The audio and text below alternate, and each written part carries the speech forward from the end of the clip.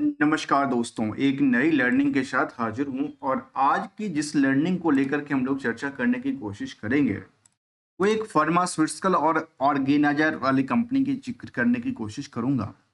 इस कंपनी की सबसे पहले यदि किसी कंपनी की बिजनेस मॉडल को जानने के लिए देखा जाए तो कंपनी आखिर क्या करती है, उस क्या करने वाले सिचुएशन में कंपनी के पास देखा जाता है, जिसमें कि इनके पास प्रोडक्टिविटीज में जो कि फार्मास्यूटिकल्स इंडस्ट्री से बिलोंग करने वाली कंपनी है।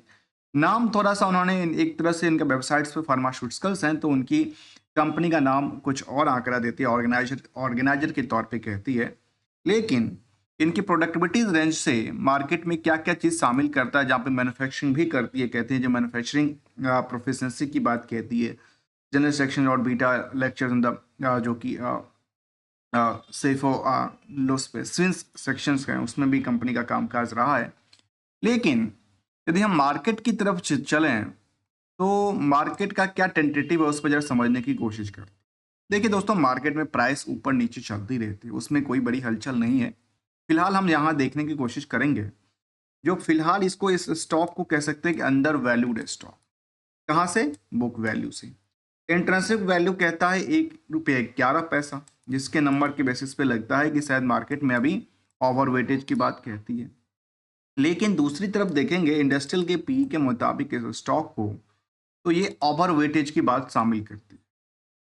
साथ में यदि आरओई आरओसी की आंकड़ा देखें तो मुझे लगता है कि जानना ही बेकार है, क्योंकि इनमें प्रमोटर का कोई कंट्रोल नहीं। 172 करोड़ की मार्केट कैप वाली कंपनी को, जैसे वर्ड आता है ना कैप्चर करना आसान है।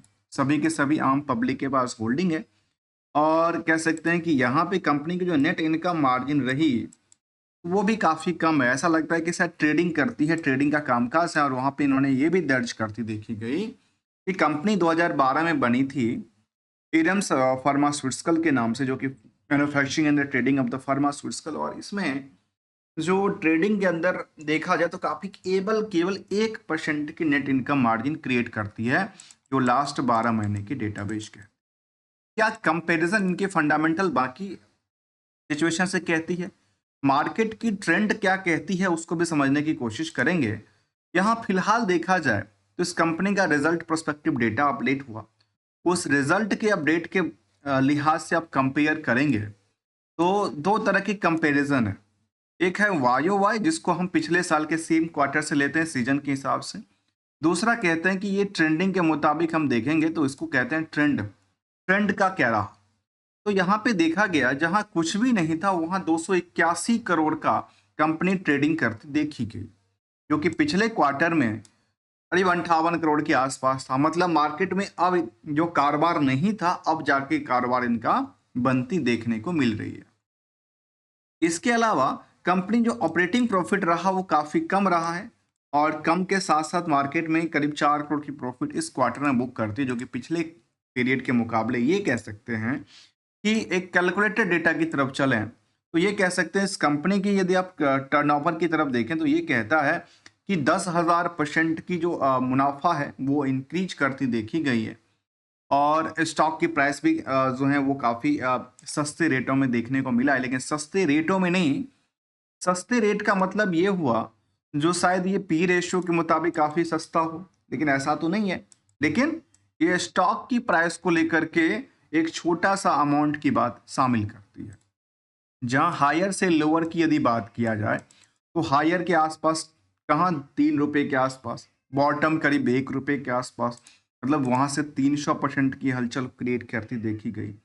जबकि यदि पीरियड ऑन पीरियड बेसिस पे देखेंगे इस कंपनी को तो ये कह सकते हैं कि सेल्स में एक में करीब 8200% की उछाल आई, तो प्रॉफिट में 654%। तो स्टॉक प्राइस सीजीआर आज भी डिक्लाइनिंग में 40% दर्ज करती देखी गई है। तो इसके मुताबिक आप देखेंगे इनकी स्टॉक प्राइस को देखें तो देखिए मार्केट में कैसा रहा है। कई बार स्टॉक में लगता है कि शायद इसको कह सकते हैं कि पंप डंप या मैनिपुलेट किया जाना आसान होता है इस तरह की कंपनी में जिसका मार्केट कैप छोटा हो, क्योंकि निवेशकों के इंटरेस्ट में ये जाहिर करता है कि कंपनी सबके सब प्रमोटर्स हट चुके हैं जो हैं पब्लिक में, और पब्लिक में 60,000 से ज़्यादा निवेशक हैं और कुछ बड़ी डील भी होती रही है। जिसमें कुछ प्लेयर थे जिन्होंने लगातार बिकवाली किया। सोचिए 68 लाख शेयर को एक ही बार में बेचा गया 2 रुपये 16 पैसे के रेट में। फिर उन्होंने देखा गया कि देखिए खरीदा गया 11 लाख और बेचा गया करीब 1 करोड़ 1 लाख। जहाँ पे सोचिए, तो ये क्या कहती है, ये एक सेंटिमेंट क्रिएट करती है। फिर उससे पहले देखा जाए तो उन्होंने खरीदारी किया 1 लाख शेयर, बिकवाली करते हैं 2 करोड़ से ज़्यादा शेयर। तो ये एक कंप्लीटली कह सकते हैं कि इस कंप्लीटली एक स्पॉन्सर्ड की गई हो सकती है और इसको ऑपरेटर गेम के तौर पे देखा जा सकता है। भले ही मार्केट में उछलता कूदता नजर आए, रिजल्ट प्रोस्पेक्टिव डेटा से मार्केट में कुछ रिजल्ट हलचल क्रिएट कर रहा, लेकिन इसमें कुछ बड़े निवेशकों ने अपनी पैसे को निकालने के लिए इसमें अपनी योगदान क्या करते हैं, पैसे, वो कि आम निवेशकों के पैसे लगेंगे तो दूसरे के पैसे निकलेंगे। यदि देखा जाए कंपैरिजन करते हुए, जहां सन फार्मा जैसे कंपनी में अभी तक उतनी भीड़ नहीं है जितना इस कंपनी में भीड़ का आंकड़ा कहती है। सोचिए अर्निंग पर शेयर पे करीब 35x का भीड़ कहता है सन फार्मा, तो इसमें मुराई ऑर्गेनाइजर के अंदर यदि हम चर्चा करें तो ये करीब 36x के मुताबिक है। जबकि यदि मार्केट की हलचल के मुताबिक देखते हैं तो मार्केट की हलचल के मुताबिक कुछ चीज़ों में लगता है कि ये आज भी अंडर वैल्यूड है, तो दूसरी तरफ ये दर्ज करती देखी जाती है कि इस कंपनी का जो नेट इनकम मार्जिन है वो बाकी कंपनियों के कंपेरिजन देखिए कितना कम है। जहां सन फार्मा जैसे कंपनी 22% तक की कमाई करती, सेविंग करती है, तो वहां इनका सेविंग केवल 1% रहा है। तो एक कंप्लीटली ट्रेडर कंपनी है और ट्रेडर कंपनी में अंडर वैल्यूड है, और इसको लेकर के जो निवेशकों का ऑपरेटर्स गेम रहा है वो हमने यहाँ पे जिक्र करती देखी गई, जहाँ पे नितेश सिंह, साकेत कुमार, इसके अलावा कह सकते हैं कुछ और भी लोग थे, केवल एक ही दो लोग नहीं, इस साल में लगातार होती रही है। रिसेंटली की बात यहाँ अपडेट होती है जनवरी के महीने में, जहाँ कुछ प्लेयर ने लगातार 2 रुपये 16 पैसे बिकवाली किया, तो आजकल मार्केट उससे भी नीचे ट्रेड करती पाई गई है। भले ही 4% 5% उछलता कूदता हो, कोई फर्क नहीं पड़ता, क्योंकि ये एक मार्केट की सेंटीमेंट के ऊपर डिपेंड करता है, आप कहाँ से किसको लेके आना चाहते हैं, किसको देना चाहते हैं, और यहाँ पे किसको आप लगाना चाहते हैं। जहाँ फार्मास्यूटिकल इंडस्ट्री से बिलोंग करने वाली कंपनी कुछ देती लेने की बात किया जाए तो 2024 की बात करूं तो राइट इशू लगातार लेके आई है। आखिर राइट इशू के पीछे वजह क्या था? क्या कुछ फंड की जरूरत थी कंपनी को? तो बैलेंस शीट के मुताबिक अभी तक सितंबर तक का जो डेटा था उसमें लगातार उन्होंने इक्विटी शेयर बढ़ाई थी। अभी तक जो बैलेंस शीट था उसमें कंपनी के पास जो बोरोइंग्स था वो करीब लगातार बढ़ती गई थी। दिसंबर का डेटा तो जैसे बोरोइंग का होता नहीं है। इसके सारे के सारे फंड गए कहाँ? सारे के सारे फंड इन्होंने कहाँ पे यूटिलाइज करके रखा है? इन्वेंट्रीज के अंदर, ट्रेड रिसीवेबल के अंदर। मतलब कंपनी के पास, यदि मैं एक बात शामिल करूं, जो खुद के लिए एक शायद जो काउंटर होगा, लैपटॉप होगी, मोबाइल होगी, टेलीफोन होगा, फर्नीचर होगी, ऑफिस का कोई सेटअप नहीं है, क्योंकि ये 1 रुपये का भी इनकम जो पैसे हैं और जो फंड है वो फिक्स एसेट्स के अंदर नहीं दर्ज करती देखी गई। लगता है कि सबके सब उधार में या सबके सब कहाँ पे, रेंट पे ही दर्ज करती देखी गई। एक छोटा सा पहलू था, इसको लेकर हमने समझने की कोशिश किया, जहां रिस्क कंपनी को लेकर की आज भी काफी ज्यादा रिस्क बुल दर्ज करती है। रिटर्न का एक्सपेक्टेशन काफी एक ही बात को लेकर कहती है कि भाई कंपनी बुक वैल्यू से छोटा दर्ज करती देखी गई है।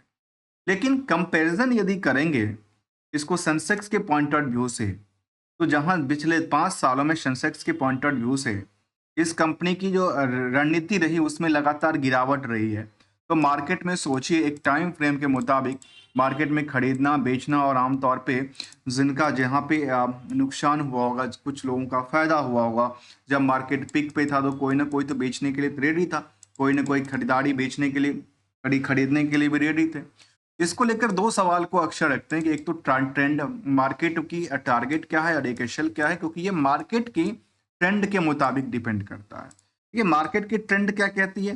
ट्रेंड पहले भी ऐसा था, इससे पहले भी देखा जाए तो पिछले 3 साल की ट्रेंड भी लगातार गिरती जा रही है। अब यहाँ से क्या लगता है कि इनकी रिजल्ट प्रोस्पेक्टिव डेटा से मार्केट यहाँ से सीधे के सीधे जंप करके ऊपर हो जाएंगे? नहीं। टारगेट कहता है, टारगेट का मतलब एक्सपेक्टेशंस, एसएल का मतलब होता है अपनी कैपिटल को शेविंग करने की रणनीति। आपकी खुद की, हमारी खुद की कितनी कैपेसिटीज है उसके मुताबिक मार्केट में रिस्क फैक्टर लिया जाता है और अपनी निकलने की कोशिश भी किया जाता है। जो कि प्रॉफिट होता हो तो मैं निकलना भी चाहिए। सिंपल सी रूल कहता हूं, क्योंकि मैं किसी तरह की ना कोई ट्रेडर हूँ, ना कोई एडवाइजर हूँ, और as learner point of view से लेकर आते समझने की कोशिश करते हैं। यदि वीडियो अच्छे लगे हो तो लाइक, चैनल को सब्सक्राइब करना मत भूलिएगा। तब तक के लिए thanks for the joining us.